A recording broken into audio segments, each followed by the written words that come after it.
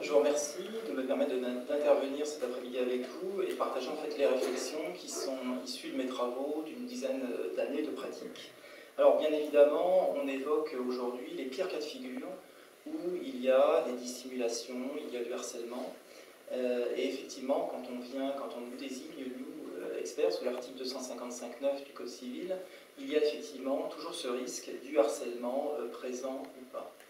Alors, je vais utiliser la formulation effectivement neutre, époux et conjoint. Donc dans ce cas, je n'utilise ni le masculin ni le féminin.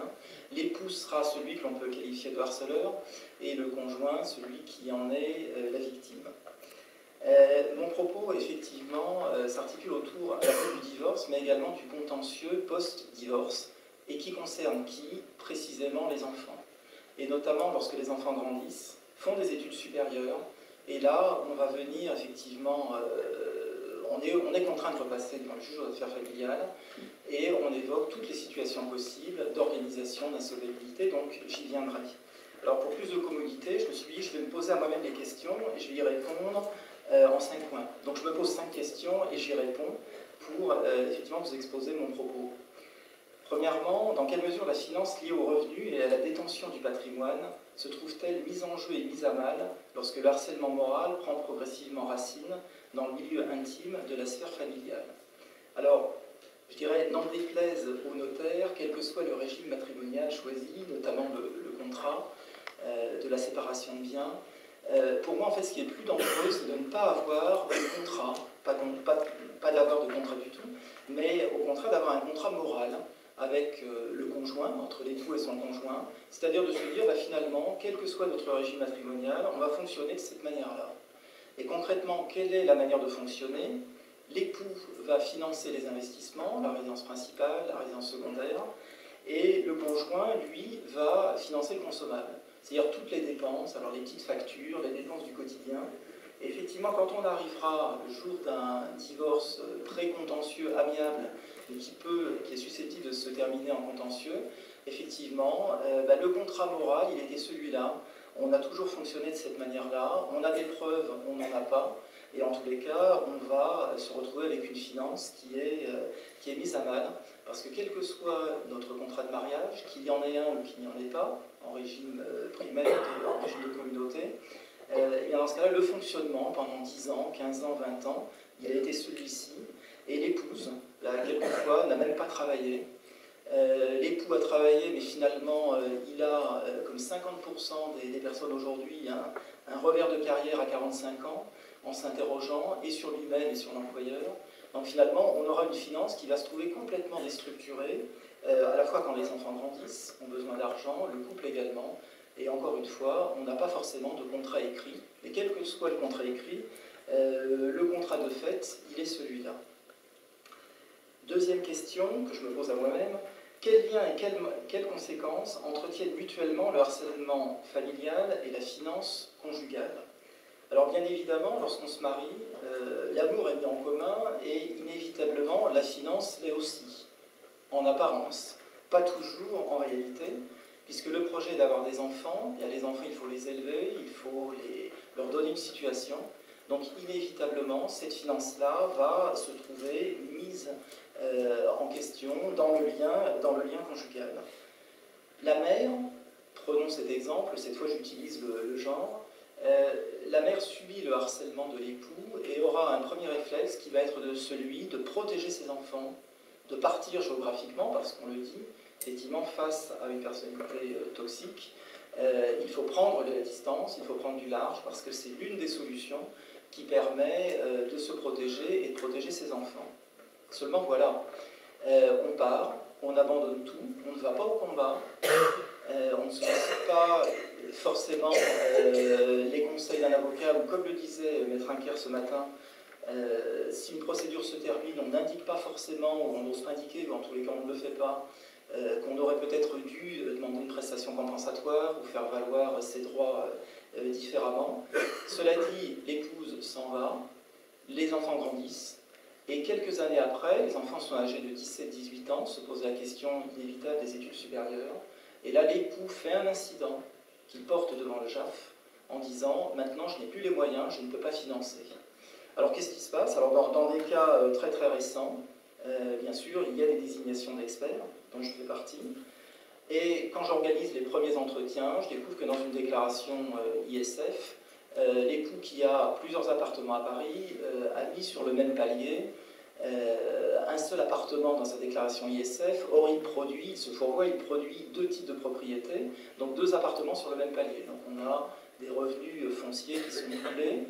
Alors quand je l'annonce au cours d'un premier entretien contradictoire, on commence à se dire là, effectivement, il va peut-être falloir qu'on trouve ce qu'est une passerelle de rapprochement, parce qu'on va peut-être découvrir d'autres choses, surtout quand on est dans des secteurs d'activité où des espèces peuvent encore circuler.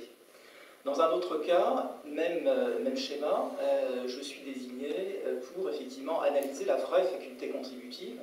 Quelques années après, l'époux a 45 ans, a une agence immobilière qui finalement ne fonctionne plus. Alors on m'explique que l'immobilier avec des agences de quartier ne fonctionne plus.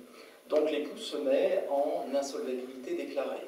Alors heureusement, j'avais prévu toutes les statistiques des hausses de l'immobilier récentes pour démontrer qu'au contraire, à Paris, on a des transactions, on a un regain effectivement des prix, et donc il y a un réel besoin en la matière, donc on va se réconcilier, on va reconvenir d'une passerelle après effectivement le premier entretien contradictoire. Donc mon propos sur ce deuxième sujet est de conseiller, en réponse à la question d'une personne de ce matin, quelles que soient les difficultés que je conviens, que je reconnais, d'aller au combat, effectivement, jusqu'au bout. Parce que si ce combat n'est pas mené, il ressurgira sur les enfants 4 ans, 5 ans après, et on le voit effectivement de plus en plus. Troisième question, quels mensonges, dissimulations, arrangements, secrets familiaux, entretenus à huis clos, résultent d'une telle situation de fait, durablement installée, afin d'assurer, tant bien que mal, la survie financière, familiale et conjugale? Alors là, on aura des mensonges financiers qui vont être en fait le fait des 2 époux. Alors le premier époux, il est généralement, comme on l'a très bien souligné, il est très fort en finance, il occupe de très hautes fonctions, il gère la trésorerie familiale, il gère les vacances, il organise la rénovation de la cuisine, l'achat de la résidence secondaire, il organise tout. Il est même capable de capter les héritages en disant à son conjoint écoute, je vais m'occuper effectivement de la gestion des 50 000 € que tu as obtenus de ta donation ou de ton héritage. Je vais le faire fructifier et puis fais-moi confiance, c'est toujours moi qui ai tout géré. Quelques années après, on s'aperçoit, quand on veut liquider le régime matrimonial, que le plan épargne en action est passé de 50 000 € à 10 €. Alors on va évoquer bien évidemment la situation boursière, et ça c'est effectivement une réalité vécue dans les dossiers. On trouve aussi dans la question du divorce de l'entrepreneur, l'époux et son conjoint sont caution d'un prêt accordé en échange d'un prêt d'équipement à la CRL de famille. Les époux se séparent, alors la caution normalement doit profiter ou doit rester uniquement à celui qui sera attributaire des parts sociales, ça n'est pas toujours le cas. L'époux entrepreneur peut organiser son insolvabilité, ne plus rien avoir à payer à la banque. Et effectivement, c'est son conjoint qui peut être appelé à ce moment-là en caution, surtout s'il s'agit d'une garantie à première demande. Alors ça, ce sont à peu près les mensonges effectivement que l'on peut identifier, que l'on peut voir dans les dossiers du côté de l'époux. Maintenant, du côté du conjoint, je dirais que c'est presque encore plus grave. Le conjoint, alors je ne suis pas tout à fait d'accord avec Yvonne qui parlait qu'il fallait mettre de côté de temps en temps. Quand les gens n'ont pas suffisamment mangé, ils font ce qu'ils peuvent pour se débrouiller. En revanche, quand on liquide le patrimoine, quand on a des époux mariés en régime de communauté, qu'est-ce qu'on s'aperçoit? Que petit à petit, le conjoint en fait des retraits espèces ou fait des chèques au bénéfice de ses parents, de sa famille, qui peuvent totaliser jusqu'à, dans un dossier, 150 000 €. Je prends un exemple qui est frappant pour évoquer effectivement le sujet du recel de communauté. Donc dans ce cas-là, effectivement, le premier époux, celui qui n'a pas suffisamment donné et subvenu effectivement aux besoins de la famille, et bien finalement peut attaquer pour ces 150 000 € qui ont disparu du patrimoine commun.